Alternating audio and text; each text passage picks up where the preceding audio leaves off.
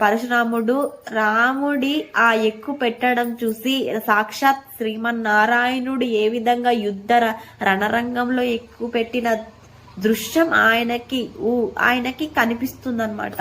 అంటే రాముడిలో విష్ణువు కనిపించాడనమాట.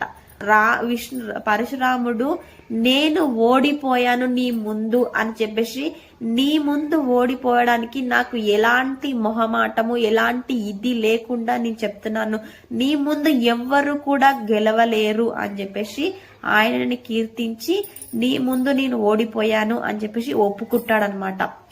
ఒప్పుకున్న తర్వాత నువ్వు ఈ వైష్ణవ ధనుస్సుని ఎక్కువ పెట్టమన్నావు, ఎక్కువ పెట్టిన దాన్ని నేను వెనక్కి తీసుకోను అని చెప్పేసి ఆ ఎక్కువ పెట్టిన దానికి నువ్వు ఏం చూపిస్తావు, నిన్ను సంహరించాలంటే నువ్వు బ్రాహ్మణుడివి అయినప్పటికీ కూడా విశ్వామిత్రుని సోదరి అయిన సత్యవతి దౌహిత్రునివి నువ్వు, నేను ఏమి చెయ్యను, కాబట్టి నిన్నైనా ఈ ఎక్కువ పెట్టిన దానితో నిన్నైనా కొట్టాలి, నీవైనా కొట్టాలి, నీ వాటివి నేను కొడతాను, అవి నాకు చూపియు అని చెప్పేసి అంటాడనమాట.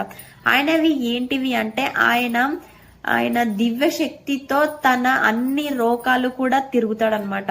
కశ్యప ప్రజాపతికి ప్రతిజ్ఞ చేసినప్పుడు నేను పగలు మాత్రమే ఈ భూమి మీద ఉంటాను, రాత్రి కాగానే మహేంద్ర పర్వతానికి వెళ్ళిపోతాను అని చెప్పేసి ప్రతిజ్ఞ చేస్తాడనమాట. అందుకు కానీ నాకు ఈ దివ్య శక్తి కావాలి, కాబట్టి నేను ఈ పాదశక్తిని వదులుకోను, నేను తపస్సుతో సంపాదించిన లోకాలు ఉన్నాయి, వాటిని ధ్వంసం చెయ్యు అని చెప్పేసి పరశురాముడు రామునికి చెప్తాడనమాట. అదే విధంగా రాముడు పరశురాముని లోకాలను మొత్తం కూడా ఎక్కుపెట్టి ధ్వంసం చేస్తాడనమాట.